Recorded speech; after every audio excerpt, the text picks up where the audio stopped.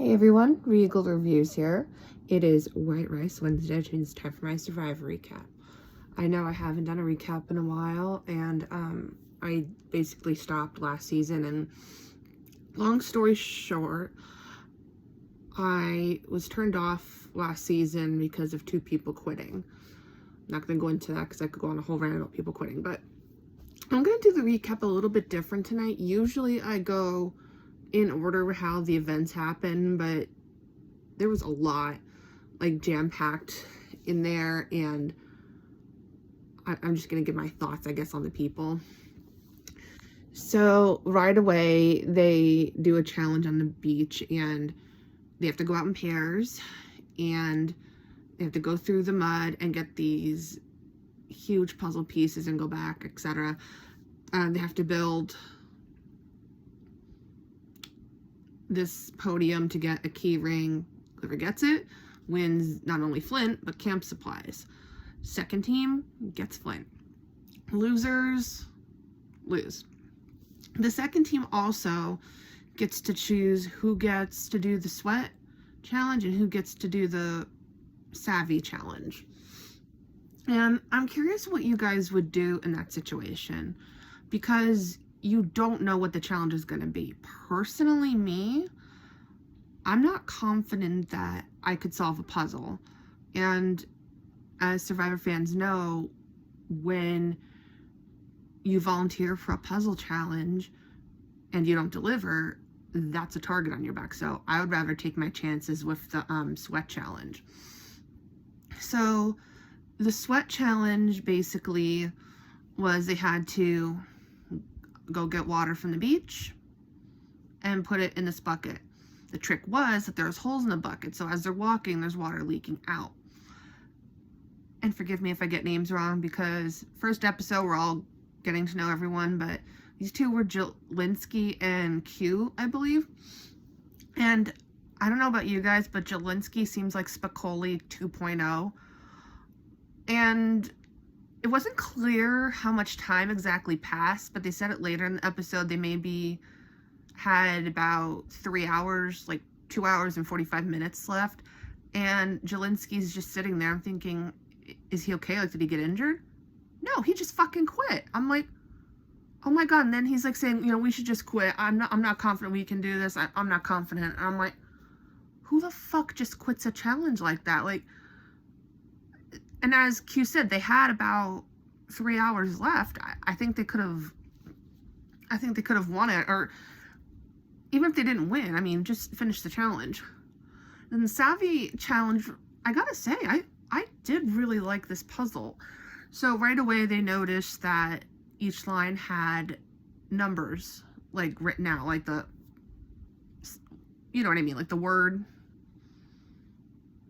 version of the numbers. And they thought at first that might be the combination, but how many numbers there were didn't match how many numbers they needed for the combination. And here, they were on the right track. Like, how they did it was 100% right.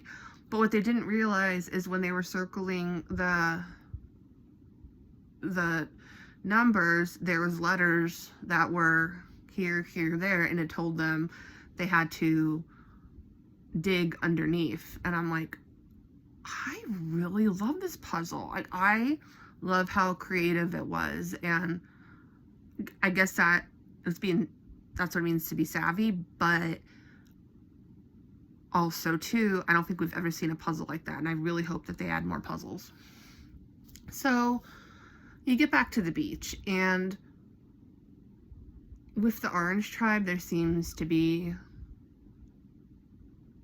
like a lot of strength there. I think, and again, I'm probably gonna get people messed up. First episode, a lot going on. Personally, I should have just took notes, like I usually do.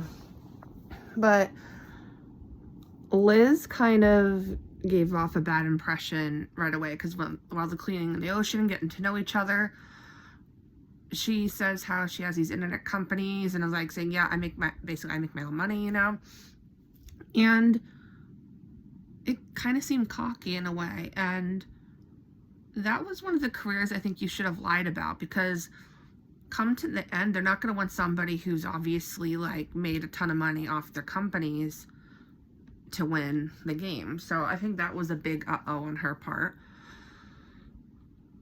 I don't know what it is about these Survivor castaways, but they literally, all in one episode, they did all the Survivor don'ts.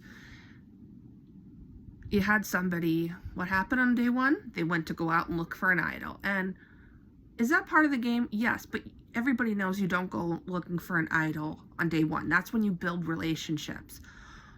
When you go out and look for an idol on day one, you burn bridges. And right away, they say to, I believe it was Jem, who went out to look, they were saying how she's going out to look for an idol, and I think we should watch out for her.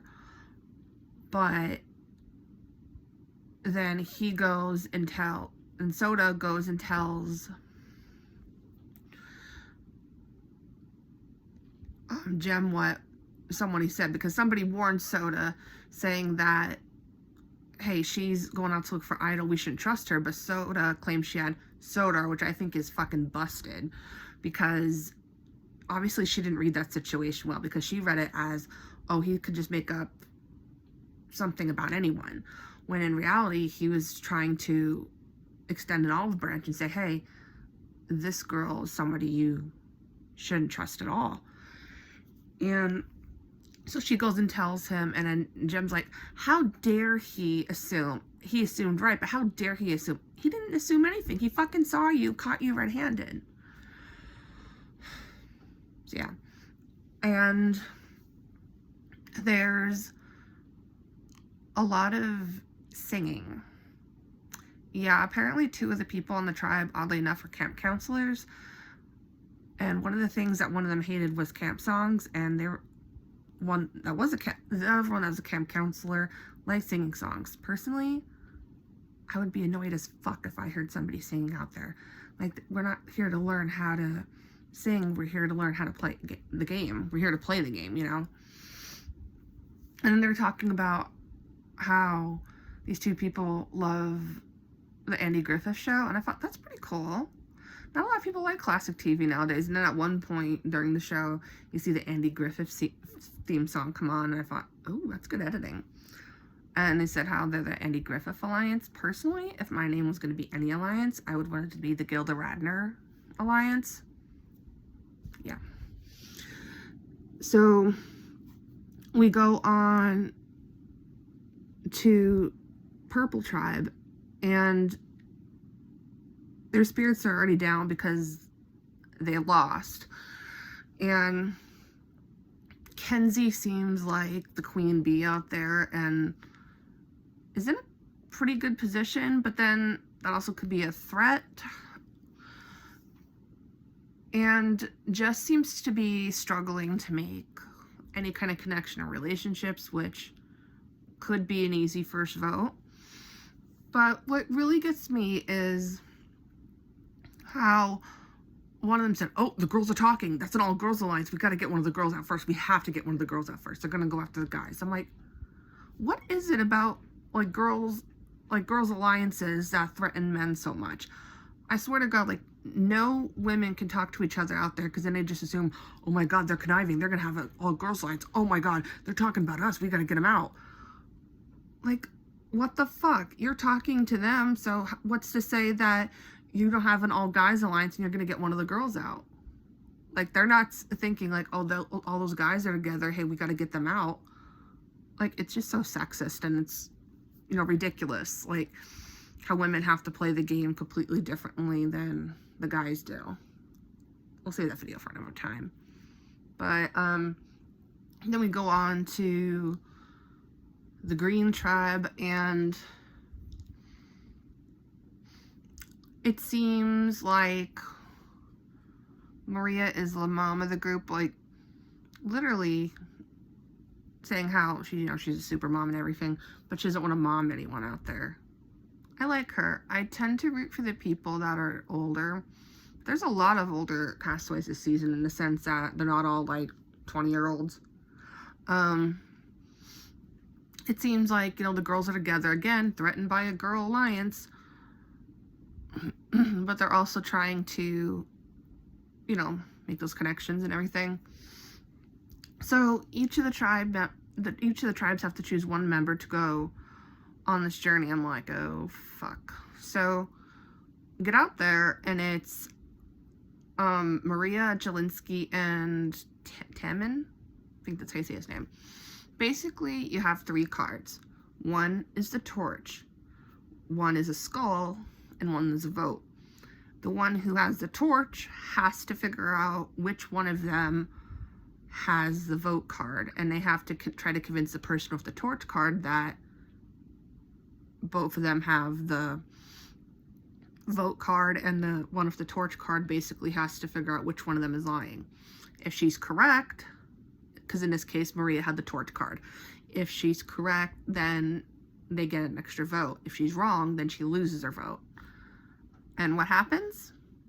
Right away, Jelinsky quits and says, oh, well, I'm an honest person. I'm just an honest person. I'm just going to tell you. I'm like, what the fuck? Literally lying is part of the game of Survivor. Why are you on Survivor if you're not willing to lie out there? And just like, oh, I'm just an honest person, dude. So then he goes back to his tribe, and they're just as perplexed as everyone else is, like, saying, like, why in the world would you tell them? And he said, oh, well, I'm just an honest person. So now everybody is thinking this guy is a huge threat. And I'm thinking to myself, this guy's already quit 2 things. Who's to say he's going to quit the immunity challenge? Because what happens if another tribe has a significant lead? Is he going to quit because he's like, oh, well, they're so far ahead of us, so I don't think that we're going to win, so I'm not even going to try. Like, he's a major threat out there, because he could just, stop in the middle of a challenge and say, oh, well, it's not going to work. I just don't think we can do it, man. I'm just going to quit. So, get to the challenge, and lo and behold, Purple loses. So, they're at a standstill, like, who are they going to vote off? Because, obviously, Jelinsky is public enemy number 1 because he quits everything. But the plus side is that he has the strength to carry them through challenges, but can he really carry them through challenges? Because he quits them. We've seen that he quits everything. But then you have Jess, who isn't making those connections, but that also could be a good thing because she's not making relationships. So the fact that she's not making those connections is actually not making her a threat, because, like, having those social connections is a huge part of Survivor. And if she's not doing that, she's not building relationships, she's on her own. So she's actually a good person to use. And the downside of keeping her is they said that she doesn't have strength in challenges. Personally, I don't think either one of them have strength. So you get the tribal council, and Jelinsky's lying about what happened, and even Jeff said, you said one thing 1 minute, one thing the next minute. Like, oh yeah, sorry, man. And they're basically, pleading the cases of why they should both stay. And I'm just gonna say it. This couldn't have been the most obvious first vote. This couldn't be more obvious who the first vote was. It was Jelinsky. Oh my freaking God. I don't know about you guys, but was so freaking annoyed by him. We've all seen people quit Survivor for whatever reason. But they at least tried in the challenges. This guy just literally quit everything. He was a huge threat. And then he said he's just an honest person. I don't want to lie. I don't want to do this. Why the fuck are you on Survivor then? Like, how did this guy make it on Survivor? It's just ridiculous. Like, and then he even talked about quitting at one point. Like, okay, you don't want villains to be on Survivor, but you'd rather have people quit instead of people who actually want to play the game and will stay till the end. or when their end comes, like, that just seems, like, mind-blowing to me. So I think they made the right choice going forward, because at least they have a chance to win. Felt the adrenaline go up there just talking about him. But comment down below what you thought of tonight's vote out. If you thought it couldn't have been more obvious, what you thought of Jelinsky, what you thought about the premiere episode. Overall, I thought it was a great premiere episode, but, you know, as the premiere goes, we're all still trying to learn everyone and build relationships, and there doesn't seem to be, like, obvious alliances yet. I mean, were alliances formed? Yes, but there doesn't seem to be, like, a strong one yet. Even though they claim, like, oh, this is a strong alliance. Yeah, until you find a crack in it, you know. Because Jelinsky was part of an alliance with Tiffany, Kenzie, and I think it was Q. But Jelinsky was the crack in that alliance. But then you see on the other end of that spectrum, Tiffany and Kenzie worked together, and they were able to find the Beware advantage, and they completed the task, and they have an immunity idol. So there you have it. Hope you guys enjoyed tonight's Survivor. If you guys want to watch Survivor, it is on Wednesdays, 8 p.m. on CBS. Hope you guys enjoyed my Survivor recap, and until next time, stay regal.